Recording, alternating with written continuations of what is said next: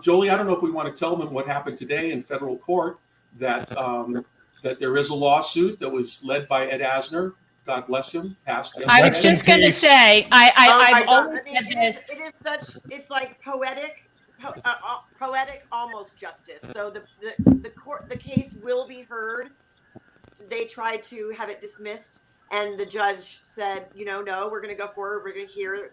And God rest his soul, one of our fearless leaders. He was the president of Legacy SAG for 2 terms. He was a devout unionist. He fought for the rights of the marginalized and the underserved and all of us. And he was a great poker player, and he was our friend and our fearless leader. This doesn't surprise me. Well, I've heard about I've heard about like Tobey Maguire and Ben Affleck's poker games and stuff. So when I hear that, that's funny because I like poker. I just think when I think of Ed Asner, I feel like I should say, "Hi, my name is Jen. I cry during Up."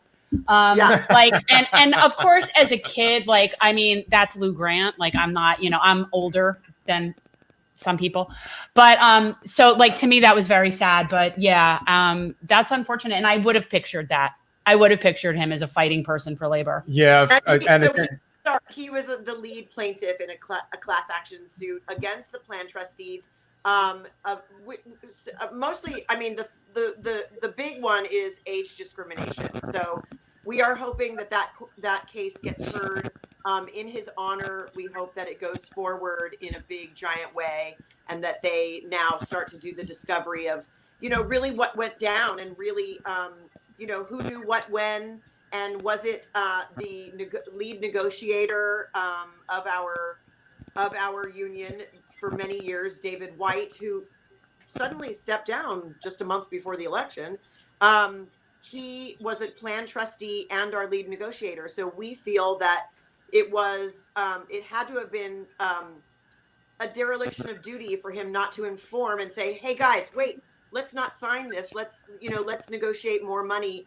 More into the plan, because it's not solvent and it's going to fall apart, which I think a trustee, when was that? Sounds like a conflict of interest. Sounds like a conflict of interest to me. It is, but it's not uncommon that our negotiator, and I think our new NED is also a trustee plan trustee, and It just felt wrong in all of our cellular makeup for him not to have said, "Hey, National Board, hey, President Carteris, this is coming down the pike. Like, this plan won't survive." Just as a past trustee, Bob Carlson, warned a decade ago, and he was fired. So they've known that this wouldn't survive the merge of SAG and AFTRA, the 2 plans coming together, and they didn't fight hard enough to keep it. Well, it goes we are in a political atmosphere right now. It is the last week of the election, and there are clear, distinct differences in these 2 slates that are running. The one that's headed by Jolie and Matthew Modine, and myself and Cheryl Lee Ralph are running for the local vice presidents. I'm currently the local vice president from Los Angeles. And Jody Long is running for LA local president. Jody Long running for our local president. But there are distinct differences between these 2 groups. In July of 2022, the president of SAG-AFTRA put up a video where she was telling everyone to vote yes on the TV theatrical contract. And in that video was a graphic that said, this contract will make the health plan stronger. Make the health plan stronger. That was on July 22nd. 3 weeks later, on August 12th, 12,000 people found out, let alone did that deal not make the health plan stronger, that 12,000 people would lose their health care. So the messaging is really, really odd that they would go out and tout that last 2020 TV theatrical deal. And I can tell you as a negotiator, I never knew that the health plan was in that kind of trouble. And they try to say, you guys have heard this. No, the SAG union and the SAG-AFTRA health plan are completely different and separate. They are technically separate, but they are inextricably linked because the union names the trustees that sit there and oversee the health plan, and every penny that funds the health plan is negotiated by the union. So how can you say the union has no influence over how the health plan is? If I had known as a negotiator that 12,000 people were going to lose their health care, and the difference would have been, instead of a $1,030 day, it would have been $1,015 day. I think the overwhelming majority of our members would have said, you know something, I'll give up that extra $15 a day to save my fellows on the health plan. And they would be self-interested, because the past qualifiers for the health plan was $13,000 to get in if you were over 40 and had 10 years of vesting, $18,040 for Plan 2, which was just a little less benefit than the Plan 1 at $35,000. So it'd be in your own best interest that you could qualify at a lesser amount. Now everyone is at $25,950. So David, also, like, just spiritually, I think in conjunction with all these numbers that you're sharing with people, is that, you know, the people that formed this union, and the people that the union was built on their backs, basically. A lot of them gave up their residuals prior to 1960. Like, for instance, our friend Shirley Jones, who made beautiful musicals her whole career, gave up residuals to fund a healthcare plan in the beginning, and for them to die on the Hill, and I'm using that very carefully, that it really sucked that seniors lost their health care. Well, my mother, Connie Stevens, is one of those people, and Shirley Jones, and Ed Asner, and Elliot Gould, and Kim Novak, and the list goes on. How dare you? That is shameful that you would, that we would not protect the veterans of this industry, and then the next generation and all of us in between. I'm sorry, that is. So are the people that are on the other slate, are they the people that were part of this? They were part of this problem? Most of them. Yes. The people that Matthew Modine and I are running against are newcomers to union politics. Fran Drescher and sorry? Two of them. The majority of the rest of them have been around and on that same slate, and they had that kind of philosophy. But at the very top of the two positions of national officers, Fran Drescher and Anthony Rapp haven't ever served on a committee or the board or anything, and they're seeking these top officer positions. And I've spoken with both of them. I mean, I know Fran, I don't know Anthony, but they're nice people, they're talented, and they are activists and survivors, but they just don't, I don't think they really know. I mean, we've heard from their own mouths that they don't really know what the job is, and that, we would love to them to have run on the national board if they want to serve the union, but we're dedicated, sitting around on these Zoom boxes for 18 months, writing the platform on which we stand, membershipfirst.com, if you haven't seen it, and really trying to go for solutions to all these problems, to the formula for streaming residuals, to the healthcare problem, to people, to the diversity issues, to actors with disabilities, to the problems that stunt performers face. Like, everyone, we are dedicated to working for all members, and they sort of parachuted in to take the place of outgoing president and secretary treasurer and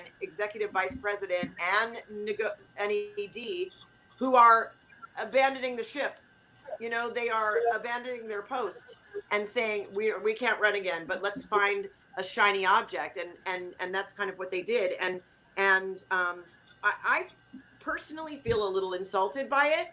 But if we all are elected to the national board, oh wait, Fran's not running for the national board, but Anthony Rapp is, and Matthew and I are, and so many amazing people: Sharon Stone, Brad Garrett, Sean Astin, Isai Morales, Elliot, Joanna Cassidy, Michael Rappaport, people that are like, I love him. We love Mikey. I love him. I'm sorry.